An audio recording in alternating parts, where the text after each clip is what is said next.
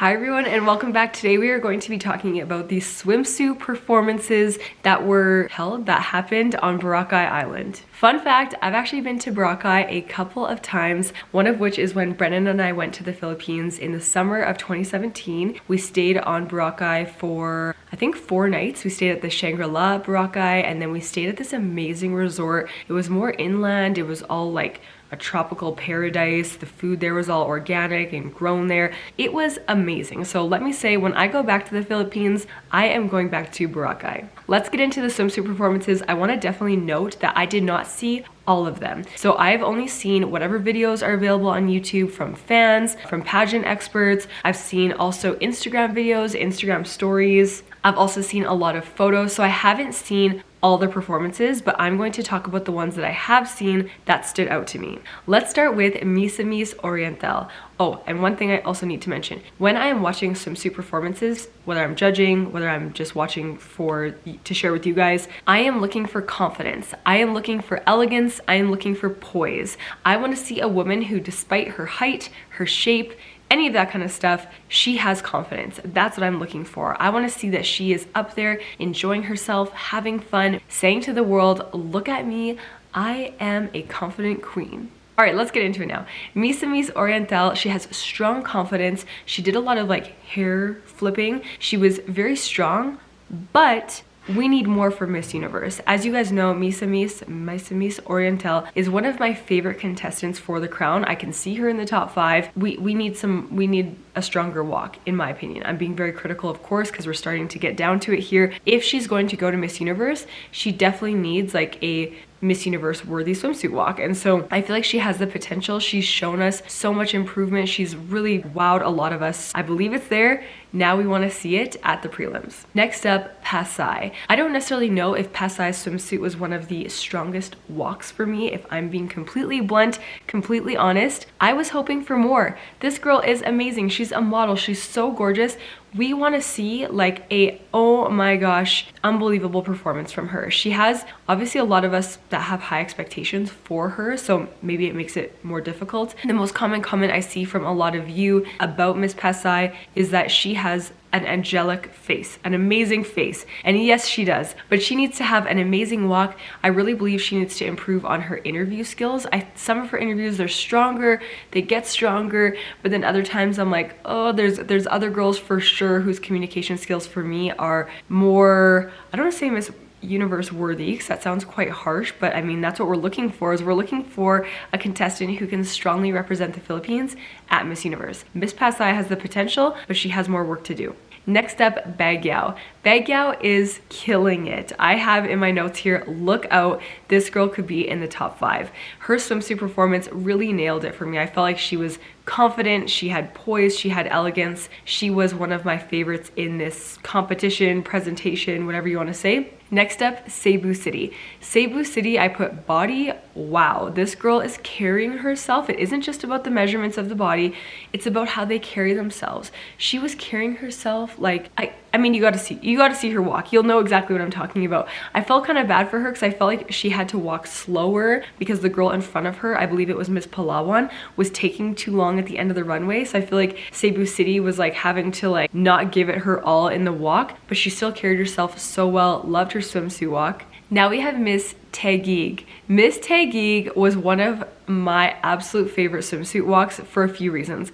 One, she is so striking. Like her face, I don't know, I feel like people aren't talking about her enough. Like, I don't know, maybe I'm just not seeing the comments about her, but she's killing it for me. Her slick back hair, her walk, I just think she's amazing. If I were to say if she has a downfall that I've seen so far, it might be her communication skills. I feel like her interviews could be stronger, but you know what? That's just me being like, okay, who has the whole package, right? I'm like really picking things apart. So anyway, Miss Taguig, I loved her swimsuit walk. Let me know if you saw her walk and what you thought in the comments. Next up, Cebu Province. She seemed to have a lot of supporters in the crowd. She has an amazing walk. She's so fun. And I will say that Cebu Province, for me, I keep my eye out for her because her interviews are so good. Her interviews are so strong, so easygoing. I love the way she speaks. I love the way she handles herself.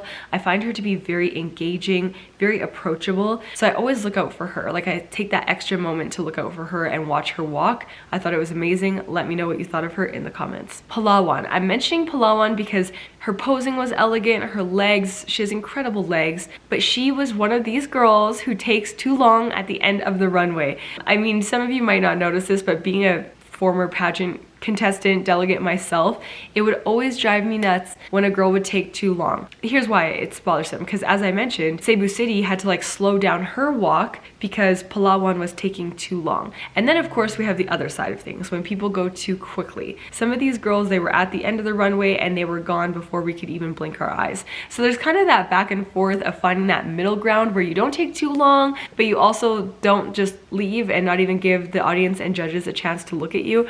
There's kind of that in between. So you got to find that balance of, you don't want to take time away from other contestants, but you also want to make sure you're noticed and that the audience sees you, the judges see you. So I felt like Palawan could have chopped a little bit of her posing at the end. Other than that, obviously she's amazing. Okay, two more girls that I'm going to talk about, kind of three. Iloilo Province, loved her performance, and Elba. I didn't get to see Elba's official walk, the actual walk that she did on the runway like all the other women. I did see her in the line of all the girls. She's so tall. I never realized how tall she was. But I did see an Instagram video of her. I forget where I saw it. I saw it, I think, on a couple of Instagrams. I can't remember. Definitely on Hey Adam G. I think I saw it on his.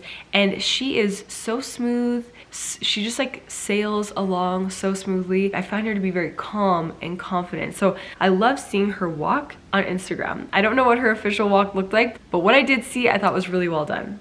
The last woman I'm gonna talk about, no surprise if you have watched these swimsuit walks, if you saw any of the photos, anything really at all from this event, Makati.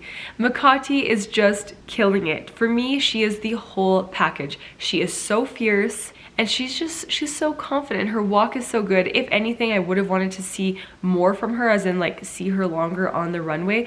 And I did see an interview of her from this event, and I loved what she talked about. The interviewer asked her something about how do you have so much confidence, or how do you get confident? And she said that in order, this is me paraphrasing what she said, in order to get more confident or be more confident, you need to know your insecurities and be able to work on those insecurities to improve your confidence. When you work on that, your confidence will improve. So she talked about the pressure of not being enough or not feeling enough actually stopped her from entering pageants. She pulled out of, I think, this pageant in particular, and just didn't have enough confidence. So she worked on her insecurities, became more confident, and now she is arguably one of the most confident contestants at Miss Universe Philippines this year. She then said that struggling is important, because then if you don't struggle and like overcome those struggles, you can't really appreciate the success that comes from the struggles. So I just think she's so inspirational. She's such a good speaker. Her walks are amazing.